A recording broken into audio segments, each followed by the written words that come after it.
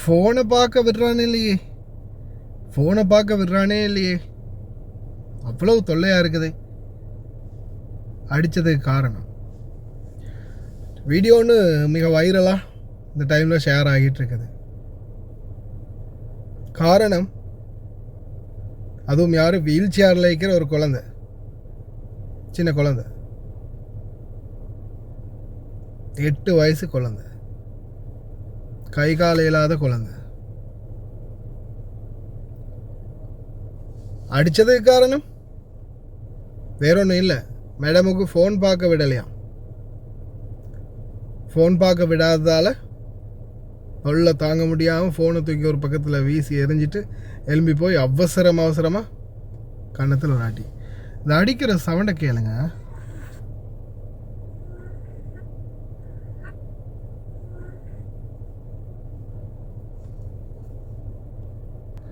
அது சிங்கிளை எடிட் பண்ணணும், அதில் தான் எடிட் பண்ணிட்டு வந்தேன். சத்தத்தை கேளுங்க.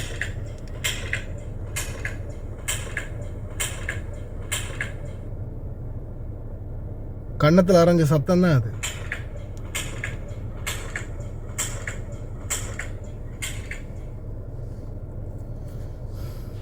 எப்படி ஒரு தைரியமே.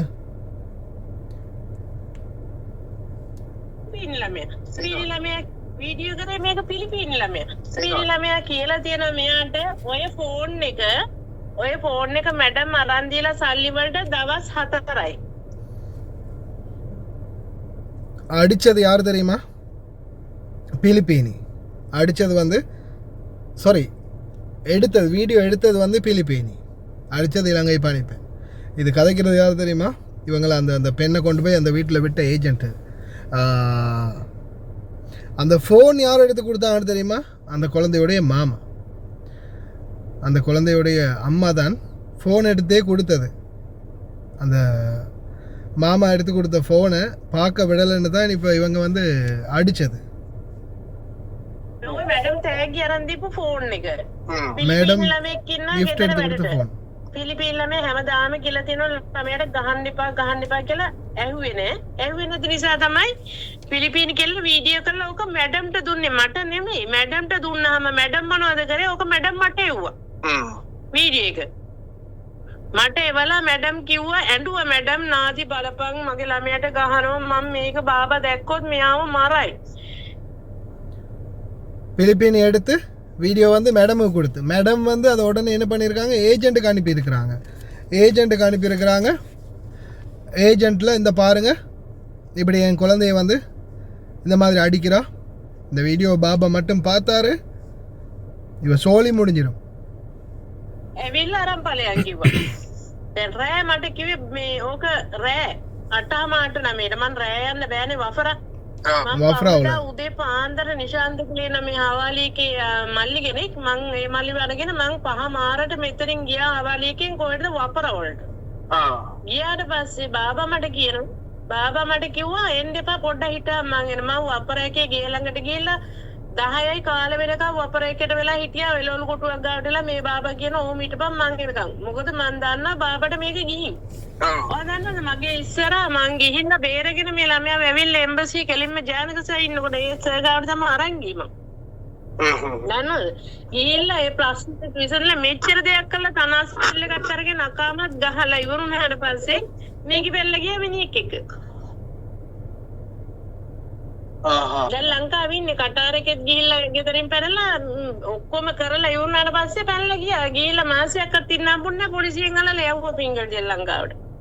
ඒක තමයි ඇත්ත කතාව. මොකද கடைசியில் பாபா சொன்னேன், பாபா நான் வரும் வரைக்கும் நீ வீட்டுக்கு வரக்கூடாது. ஏஜென்ட்டுக்கு சொல்லியிருக்கிறாரு, நான் வரும் வரைக்கும் நீ வீட்டுக்கே வரக்கூடாது.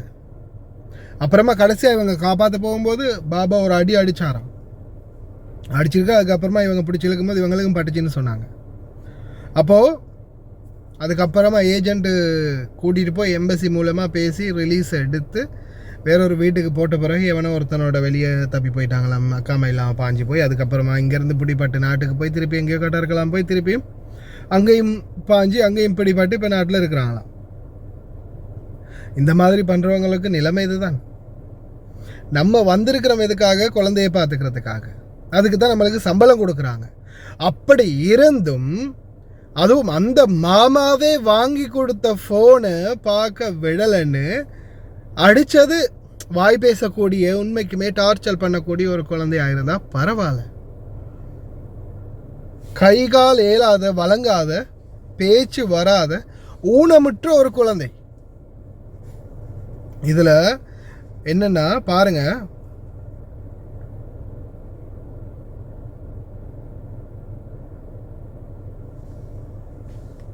எதில் இருக்குது குழந்தை?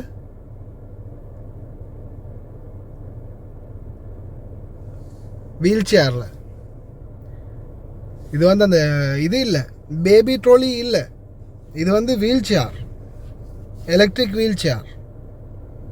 அந்த வீல் சேரில் இருக்கிற அந்த குழந்தைக்கு தான் இந்த மாதிரி ஒரு அநியாயம்.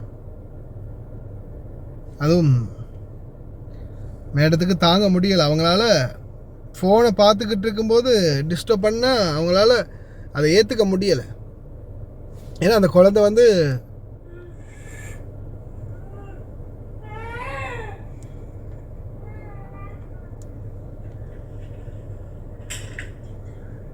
அடி விழுந்துருச்சு.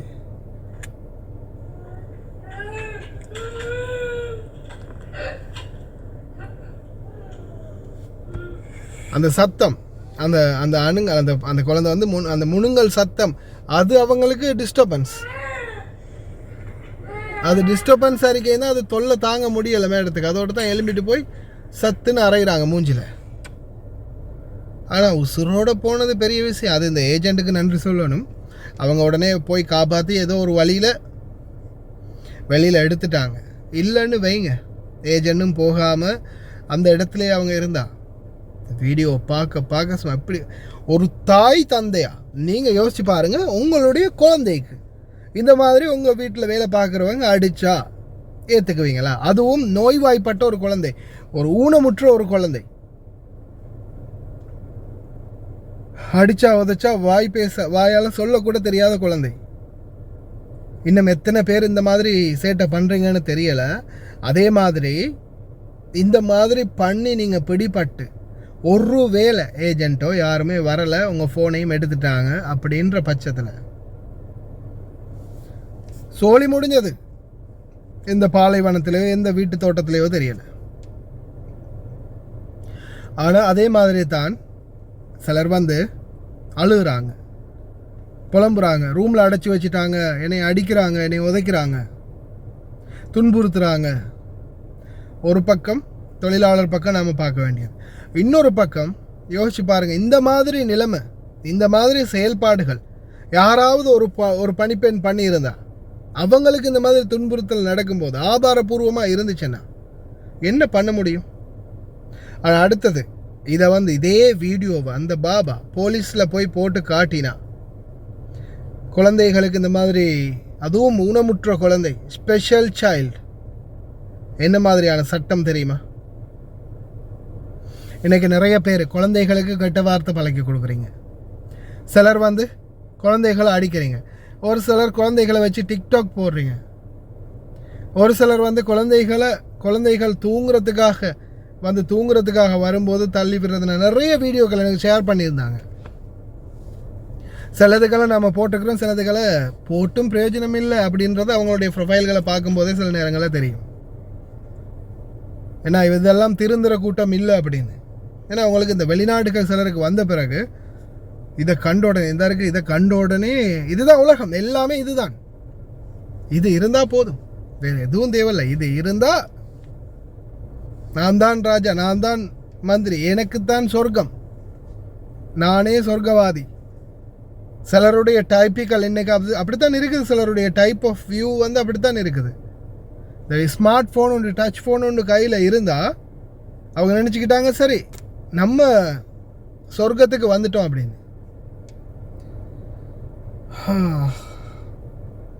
உண்மையிலே சில நேரங்களில் தாங்க முடியலை டென்ஷன் அந்த அளவுக்கு. இப்போ ஒவ்வொரு நாளும் வரக்கூடிய மெசேஜ் இந்த பாருங்கள், முடியலை எனக்கு கேட்டு. இன்னும் இருக்குது மெசேஜ், இது எல்லாமே இன்னும் அன்ரீட் மெசேஜ், எதுவுமே பார்க்காத மெசேஜ், ஏன்னா ஒரு நாளைக்கு 200லேருந்து 300 மெசேஜுக்கு மேலே வருது. வார 100% விதமான மெசேஜ். ஒவ்வொருத்தரும் ஒவ்வொரு பிரச்சனைகளோட வராங்க. அவங்களுடைய பிரச்சனை என்னென்னு பார்க்கும்போது சிலருக்கு வந்து வீட்டு பிரச்சனை, சிலருடைய தொழிலில் பிரச்சனை. ஆனால் அதில் 100% இவங்க உண்மையிலேயே பாதிக்கப்பட்டவங்களா இல்லை இந்த மாதிரி தவறுகள் செஞ்சதால் இவங்களுக்கு தண்டனை கிடைச்சிருக்கான்றதே தெரியலை. இரு பக்கமும் பிரட்டி பார்த்து தான் இது இப்போ இந்த வீடியோ பார்த்ததோடையே நிறைய பேர் வந்து ஷேர் பண்ணியிருந்தாங்க. நான் இனி உடனே யார் போஸ்ட் பண்ணியிருக்கா அந்த வீடியோ, யாருடைய வீடியோ இந்த வீடியோ இது அப்படின்னு தேடி அதுக்கப்புறமா போஸ்ட் பண்ணினவங்களை பிடிச்சி அதுக்கப்புறமா இவங்களுடைய டீட்டெயில்ஸை கலெக்ட் பண்ணி ஏஜென்ட்டை பிடிச்சி ஏஜென்ட்டால் இது என்ன நடந்துச்சு ஏது நடந்துச்சுன்னு விசாரித்து அந்த விசாரணையோடு தான் இப்போ ப்ரூஃபோடு உங்களுக்கு கொண்டு தந்திருக்கிறேன். இவங்க கூட சொன்னாங்க, என்ன வியூஸ் எடுக்க பார்க்குறீங்களா அப்படின்னு. அதுக்கப்புறம் நானும் 2-3 பதில் கொடுத்து அதோட சைலண்ட் ஆகினாங்க. அதுக்கு பிறகு தான் டீட்டெயில்ஸ் சொன்னாங்க. ஏன்னா கிடைக்கிறதெல்லாம் நாங்கள் சும்மா ஏதோ விருப்பத்துக்கு நாங்கள் என்னையோ ஏதோ வியூஸ் எடுத்து கோடியில் பறக்கிற மாதிரியும் ஹெலிகாப்டர்லையும் சொந்த ஃப்ளைட்டில் போயிட்டு வர மாதிரியும் என்னையோ சொந்த காரில் உட்காந்துருக்கிற மாதிரியும் தான் நினைப்பு. සිින්දිචි සේල් පඩ වීඩියෝ කරේ මේක පිලිපීන් ළමයා. පිලි ළමයා කියලා තියෙනවා මෙයාට ඔය ෆෝන් එක මැඩම් අරන් දීලා සල්ලි වලට දවස් 4යි. ඔය මැඩම් තෑග්ගි අරන් දීපු ෆෝන් එක. පිලිපීන් ළමෙක් ඉන්නා ගෙදර වැඩට. පිලිපීන් ළමයා හැමදාම කියලා තියෙනවා ළමයාට ගහන්න එපා කියලා ඇහුවේ නෑ. ඇහුවේ නැති නිසා තමයි පිලිපීන් කෙල්ල වීඩියෝ කරලා ඕක මැඩම්ට දුන්නේ මට නෙමෙයි. මැඩම්ට දුන්නාම මැඩම් මොනවද කරේ? ඕක මැඩම් මට එව්වා. වීඩියෝ එක. මට එවලා මැඩම් කිව්වා ඇඬුවා මැඩම් නාති බලපන් මගේ ළමයට ගහනවා මම මේක බාබා දැක්කොත් මෙයාව මරයි. ඇවිල්ලා අරන් ඵලයන් කිව්වා. දැන් රෑ මට කිව්වේ මේ ඕක රෑ 8:09ට මං රෑ යන්න බෑනේ වෆරා. මම පහුවෙදා උදේ පාන්දර නිශාන්ත කියලා මේ හවාලියකේ මල්ලි කෙනෙක් මං ඒ මල්ලිව අරගෙන මං 5:00ට මෙතනින් ගියා හවාලියකින් කොහෙටද වපර වලට. ගියාට පස්සේ බාබා මට කිව්වා එන්න එපා පොඩ්ඩක් හිටහම් මං එන. මං වපර එකේ ගේ ළඟට ගිහිල්ලා 10යි කාලේ වෙනකම් වපර එකේට වෙලා හිටියා එළවලු කොටුවක් ගාවට වෙලා මේ බාබා කියන ඕම හිටපන් මං එනකම්. මොකද මං දන්නවා බාබාට මේක ගිහින්. ඔය දන්නවද මගේ ඉස්සරහා මං ගිහිල්ලා බේරගෙන මේ ළමයා ඇවිල්ලා එම්බසි කෙලින්ම ජානක සර් ඉන්නකොට ඒ සර් ගාවට තමයි අරන් ගියේ මං. දන්නවද? ගිහිල්ලා ඒ ප්‍රශ්නෙට විසඳලා මෙච්චර දෙයක් කළා තනාස්පල්ල එකත් අරගෙන අකාමත් ගහලා ඉවරුනාට පස්සේ මේකි බැල්ල ගියා මිනිහෙක් එක්ක. දැන් ලංකාවේ ඉන්නේ කටාර එකෙත් ගිහිල්ලා ගෙදරින් පැනලා ඔක්කොම කරලා ඉවරුනාට පස්සේ පැනලා ගියා. ගිහිල්ලා මාසයක්වත් ඉන්න හම්බුන්නේ නැහැ පොලිසියෙන් අල්ලලා යවුවා පින්ගඩිය ලංකාවට. ඒක තමයි ඇත්ත කතාව. මොකද